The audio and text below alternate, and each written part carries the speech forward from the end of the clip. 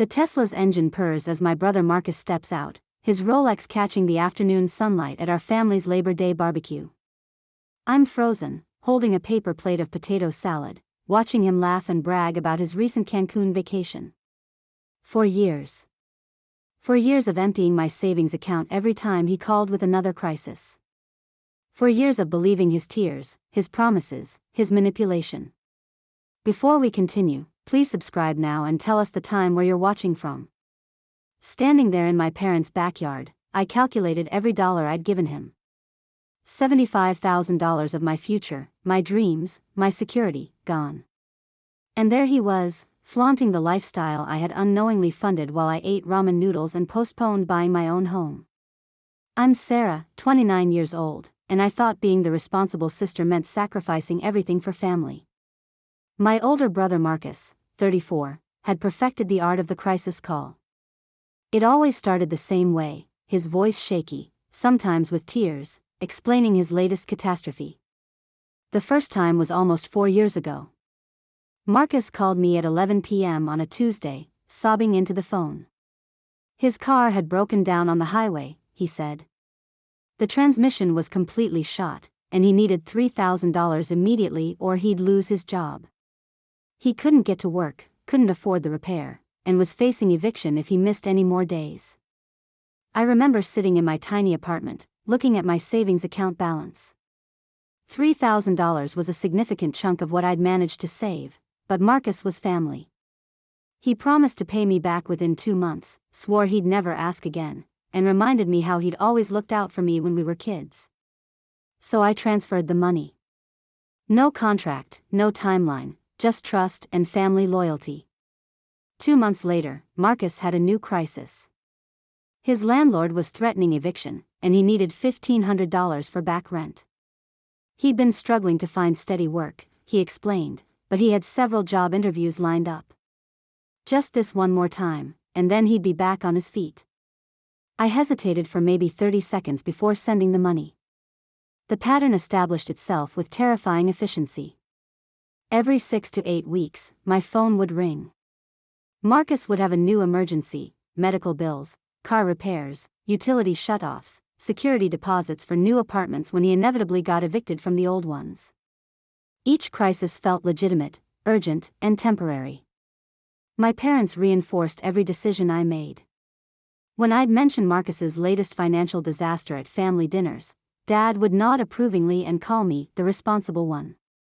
Mom would pat my hand and say how proud she was that I looked after my brother.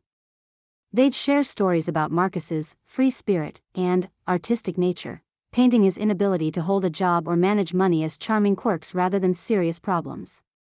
"He's just different," Mom would say, her voice warm with affection. "Not everyone can be as practical as you, Sarah. Thank goodness he has you to help him through these rough patches." I absorbed their praise like a sponge. Being the reliable daughter, the one who solved problems and fixed everything, became central to my identity. When Marcus called in tears, I didn't just hear a brother in crisis, I heard an opportunity to be the hero, to live up to my family's expectations, to prove my worth through my willingness to sacrifice. But sacrifice I did. Every transfer to Marcus's account came directly from my savings. I had been aggressively saving for a townhouse, putting aside $800 every month from my marketing job. I'd also started a retirement account, contributing $500 monthly. These weren't small amounts for me, they represented discipline, planning, and dreams of financial security. As Marcus's crises became more frequent and expensive, my savings rate plummeted. First, I reduced my house fund contributions. Then I stopped contributing to retirement altogether. Eventually, I was touching my existing savings, watching years of careful planning evaporate in single transfers. I convinced myself this was temporary. Marcus would stabilize, find steady work, and start paying me back. Then I'd catch up on my savings, maybe even save more aggressively to make up for lost time. This wasn't permanent financial damage, it was just a rough patch that required family solidarity. The amounts escalated gradually. What started as $3,000 emergencies became $5,000 catastrophes. Marcus's rent increased when he moved to a better neighborhood. His car required more expensive repairs. His medical issues became more complex and costly. I never questioned the increases because Marcus's explanations always made sense. He'd moved to be closer to better job opportunities. The newer car needed premium parts. His health problems required specialists who didn't take insurance. Looking back, I can see how methodically he conditioned me. Each successful request made the next one easier to approve. Each time I said yes, I became more invested in his success, because if Marcus failed, that meant all my money had been wasted. I had a vested interest in believing his promises and funding his next attempt at stability. The psychological manipulation was masterful. Marcus never demanded money, he asked for help. He never made me feel obligated, he made me feel needed. He never promised unrealistic timelines for repayment, he just expressed genuine gratitude and determination to make things right. He also knew exactly which emotional buttons to push. When I occasionally hesitated before transferring money, Marcus would remind me of our childhood, when he protected me from bullies or helped me with homework. He'd talk about how proud he was of my success, how he knew I'd understand that family comes first, how he'd do the same for me in a heartbeat. "Sarah, you know I wouldn't ask if I had any other option," became his standard opening. "You're the only person I can count on. Everyone else has written me off, but you believe in me. That means everything." Those words hit me directly in the heart every single time. My friends started expressing concern around year 2. My best friend Jessica watched me cancel dinner plans because I couldn't afford them after sending Marcus money for another emergency. She watched me postpone my house hunting indefinitely, claiming I needed to save more when she knew I'd been saving diligently for years. "Sarah, how much have you given Marcus?" Jessica asked one evening as we sat in my apartment eating takeout I'd bought with a credit card because my checking account was nearly empty. I deflected, changed the subject, made excuses. I couldn't admit the total because I'd never calculated it. Adding up 4 years of transfers would force me to confront a truth I wasn't ready to face. Jessica persisted gently. "I'm worried about you. You're living like you're broke when you have a good job. You're stressed about money constantly, but you keep helping Marcus. Something doesn't add up." I got defensive. I explained about family loyalty, about being the responsible one, about temporary sacrifices for long-term family stability. Jessica listened without judgment, but I could see the concern in her eyes. "Has Marcus paid back any of the money?" she asked quietly. That question hit like a physical blow because the answer was zero. Not $1 had come back to me in 4 years. Marcus always had reasons: he was between jobs, or catching up on other bills, or dealing with a new crisis that ate up any extra money he might have had for repayment. But he always promised. "Next month, definitely. As soon as this current situation stabilized. After he got his next paycheck. After he resolved his latest emergency." The promises felt sincere, and I wanted desperately to believe them. Meanwhile, my own financial situation deteriorated steadily. I was living paycheck to paycheck despite earning a decent salary. My credit cards carried balances for the first time in my adult life. I postponed routine car maintenance, delayed medical checkups, and bought generic groceries while sending my brother hundreds or thousands of dollars monthly. The cognitive dissonance was overwhelming. I was simultaneously proud of my generosity and ashamed of my financial situation. I felt virtuous about helping family and foolish about my empty savings account. I wanted to be the reliable sister and secretly resented the constant drain on my resources. Marcus's crises also seemed to time themselves perfectly with any financial progress I made. If I managed to rebuild a small emergency fund, he'd call within weeks needing exactly that amount. If I got a bonus at work or a tax refund, he'd have a crisis that required precisely that windfall. The timing felt coincidental, but looking back, I wonder if Marcus monitored my social media posts or casual mentions of good financial news. His emergencies always seemed calibrated to my ability to help, never so large that I couldn't possibly manage, but always large enough to wipe out any progress I'd made. Year 3 brought the most expensive requests yet. Marcus needed $8,000 for medical bills, he needed $12,000 for a security deposit and first month's rent on an apartment that would finally provide the stability he needed to get his life together. I liquidated my entire emergency fund and took a personal loan to cover that $12,000. The loan payments added another monthly expense to my already strained budget, but Marcus assured me this apartment would be the turning point. He'd signed a lease, had job interviews lined up, and finally felt optimistic about his future. 3 months later, he was evicted for non-payment of rent and needed money for another security deposit. That's when the first cracks appeared in my faith. How could someone be evicted so quickly? How had the promising job interviews disappeared? Where had the $12,000 gone if not toward rent? But Marcus had explanations. His roommate had stolen money intended for rent. The job interviews had fallen through due to the economy. He'd had unexpected medical expenses that ate up his income. Every answer made sense individually, even if the overall pattern felt increasingly chaotic. As we entered year 4, my parents' praise for my generosity became more frequent and more explicit. They'd brag to neighbors and relatives about how I looked after Marcus, how responsible and caring I was, how lucky Marcus was to have such a devoted sister. "Sarah's always been the steady one," Dad would say at family gatherings. "Marcus has his struggles, but Sarah never lets him down." That's what family means. Their validation felt wonderful and terrible simultaneously. I loved being seen as the good daughter, the reliable one, the family hero. But I also felt trapped by those expectations. How could I stop helping Marcus when my entire identity within the family revolved around being his financial safety net? The pressure wasn't entirely external. I'd internalized the role completely. When Marcus called with a crisis, my first instinct wasn't to evaluate whether I could afford to help, it was to figure out how to make the numbers work. Saying no felt impossible, not just because of family pressure, but because it would mean admitting that 4 years of sacrifice had been pointless. I was in too deep to stop, or so I thought. Then came Labor Day weekend, year 4. The family barbecue that would change everything. I arrived at my parents' house carrying a store-bought dessert because I couldn't afford the ingredients to bake something homemade. My gas tank was nearly empty, and I'd put the fuel on a credit card. My savings account balance was $37, and my checking account had enough to cover rent and little else.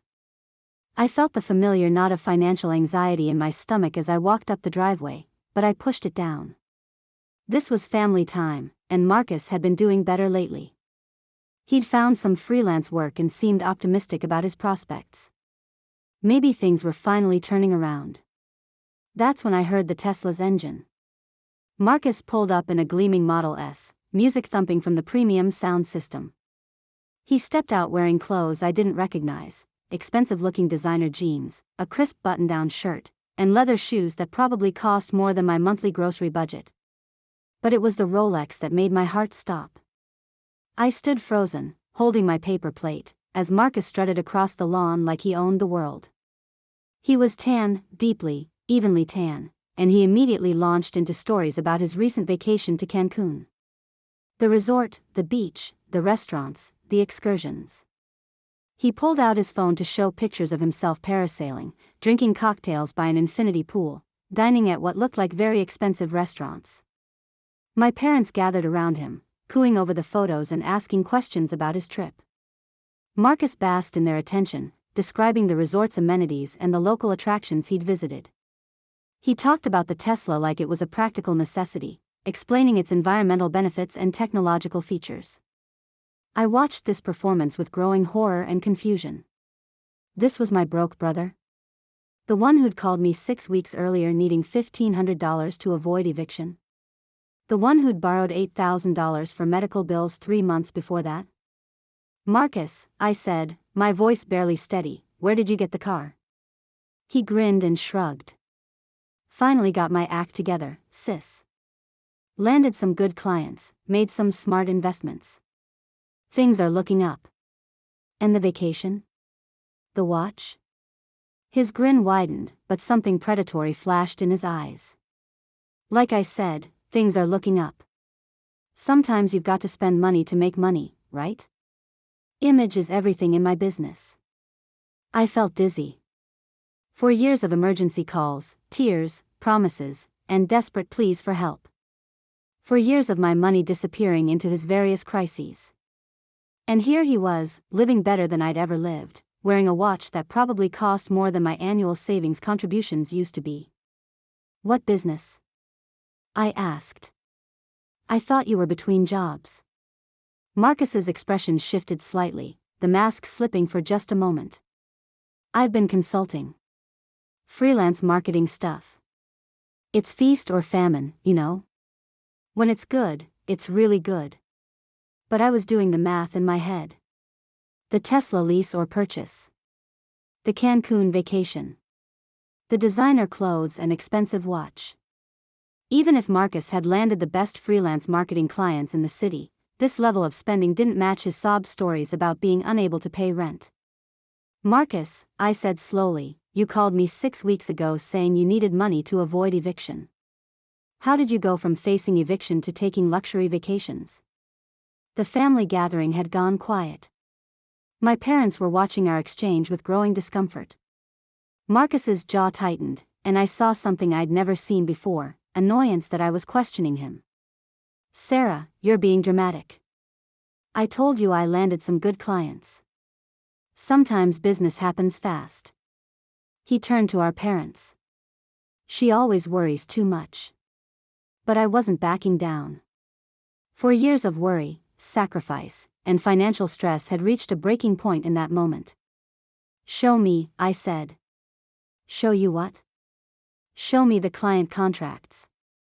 The invoices. The payments that let you afford all this. My voice was getting louder, and I didn't care who heard. Because for 4 years, I've been funding your emergencies while you claimed to be broke. Now you're living like a millionaire, and I want to understand how that happened. Marcus's mask slipped completely. The charming, grateful brother disappeared, replaced by someone cold and calculating. Oh, so now you want to audit my finances? You want receipts for every dollar? That's rich, Sarah. Real rich. Yes, I said firmly. I want receipts. I want to know where the $75,000 I've given you actually went. The number hung in the air like a bomb. I'd never calculated the total out loud before, and hearing it shocked even me.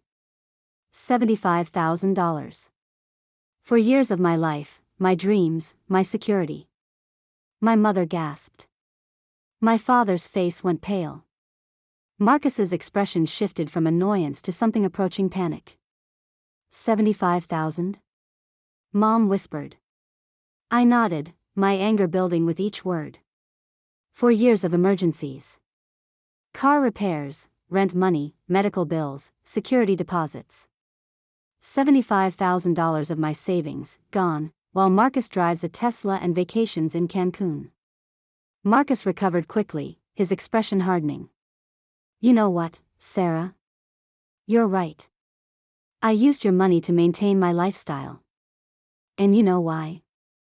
Because you offered. Because you wanted to be the hero. Because you needed to feel important. The cruelty in his voice was breathtaking. 4 years of gratitude, promises, and tears had been an act. I'd been funding his luxury lifestyle while living like a pauper, and he was proud of it. You wanted to be needed, Marcus continued, his voice rising. You loved playing the responsible sister, the one who saves the day. Well, congratulations, you saved my day over and over while I lived the life you'll never afford.